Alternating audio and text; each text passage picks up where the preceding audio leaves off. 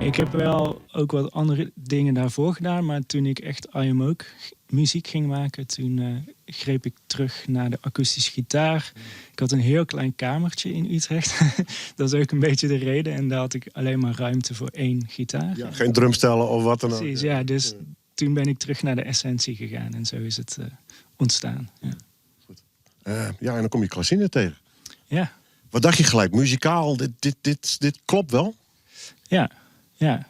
En we kennen elkaar al wel wat langer voordat ze dan uiteindelijk bij mij in de band kon spelen. Maar ik vond haar muziek heel mooi. Ja. En ik geloof dat het wederzijds was. Dus, Nou ja, jullie spelen nu alweer een hele... Hoe lang spelen jullie nu met z'n tweeën? een jaar of 2, 3, denk ik, of zo, ja. Klasine, ja, die artiestennaam is Immen. Die album heet Nimmen. Hij is dan lang nagedacht, want het is een Friestalig album. Dus is in Utrecht, speelt bij hem natuurlijk een paar Engelstalige noemers. Wie het voor de stap om dat helemaal in het Fries te doen? Nee, het is maar heel soort liedjesstapjes gewoon eigenlijk, ja.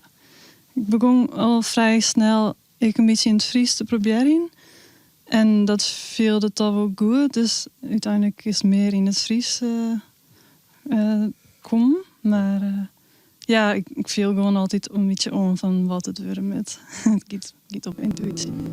Sometimes this, sometimes that, sometimes good, sometimes bad.